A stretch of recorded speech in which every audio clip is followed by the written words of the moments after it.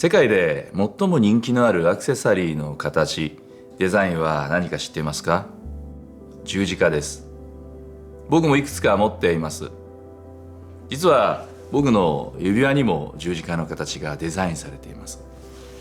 十字架は男女問わず最も人気のあるアクセサリーデザインです。しかし十字架が一体何なのか、何を意味しているのか、その意味を知っていて身につけている人はあまり多くないかもしれません。十字架とは何でしょうか？よく聞いてください。十字架は死刑の道具です。つまり殺人など極めて重い罪を犯した犯罪者に対する刑罰としてその人の命を奪うというものです。ちっともおしゃれなものではないです。きらびやかなものではありません。血生臭い残酷な死刑の道具です。歴史上死刑の方法としていくつかの方法がありました。例えば絞首刑、首吊り、多くの国で採用されてきた方法です。他には銃殺、斬首、つまり首切り、時代劇ものの映画なんかで皆さんも見たことがあるでしょう。あるいは薬を注射する方法、電気椅子、古い方法だと石打ちというものもあります。人の命を奪う刑罰ですからどれも残酷なものです。そして歴史上最も残酷な死刑方法として知られているのが十字架刑です。手足に釘を打たれて十字架に貼り付けにされるのです。数時間、時には数日かけて痛みと苦しみと恥ずかしめを受けて死に至るという壮絶な死刑方法なのです。ライフルの形をアクセサリーにしている人を見たことがありますか？僕は見たことがありません。電気椅子をアクセサリーにしている人を見たことがありますか？僕は見たことがありません。ではなぜ同じ死刑の道具なのに十字架だけがアクセサリーとして世界中で親しまれているのでしょうか？それは十字架に究極の神の愛が表されているからです。2000年前、何一つ罪を犯したことがなかったのに十字架につけられた人がいました。そうです。イエス・キリストです。聖書は十字架の意味をこのように説明しています。キリストは自ら十字架の上で私たちの罪をその身に負われた。それは私たちが罪を離れ義のために生きるため。その打ち傷の上にあなた方は癒された。ペテロの手紙第1、2章24節。つまり十字架は私のためでありあなたのためであったというのです。あなたがあなたらしく生きるため、あなたが許されるため、あなたが癒されるためなのだというのです。1864年、海外で勉強したいという希望に燃えて北海道は函館から船で旅立った若者がいました。彼はアメリカの神学校で神様のこと、聖書のことを学びました。そして何とかして日本でもキリスト教主義の学校を作りたいという夢を抱きました。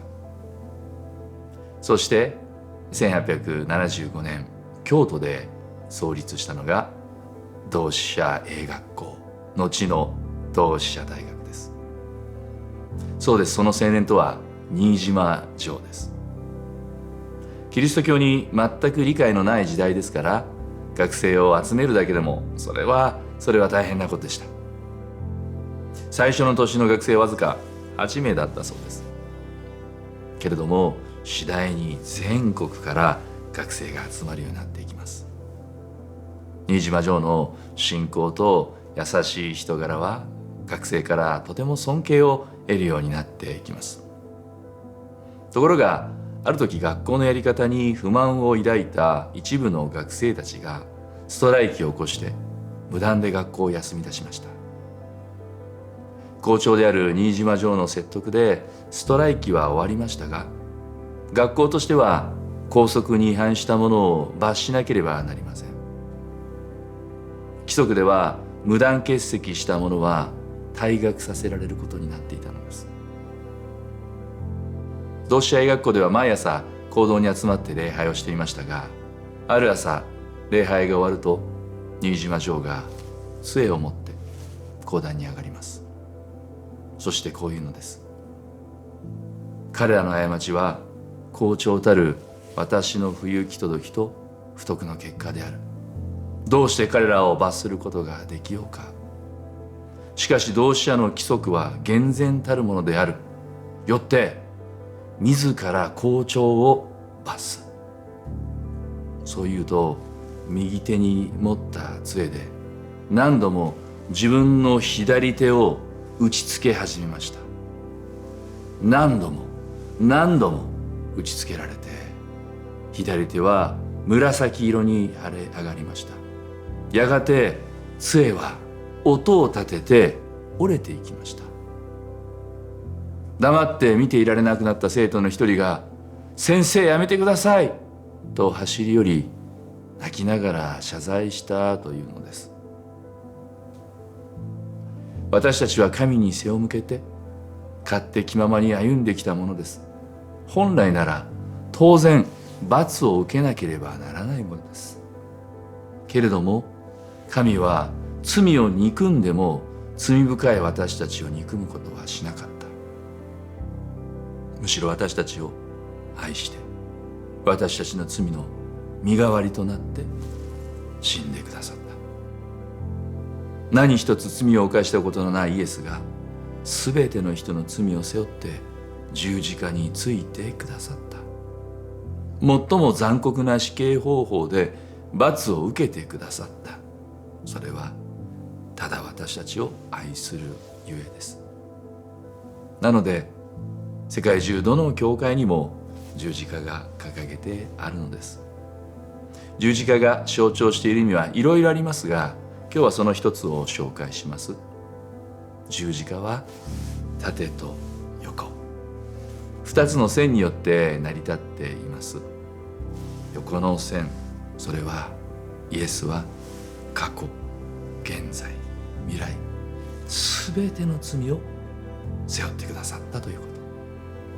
そして縦の線は私たちの高い時も、つまりいい時も、そして低い時も、つまり悪い時も十字架についてくださったイエス・キリストによって守られているということ。十字架を見るたびに思い出してください。あなたは愛されていること、あなたは許されていること、そしてあなたは守られていること。神様の祝福が豊かにありますように。God bless you.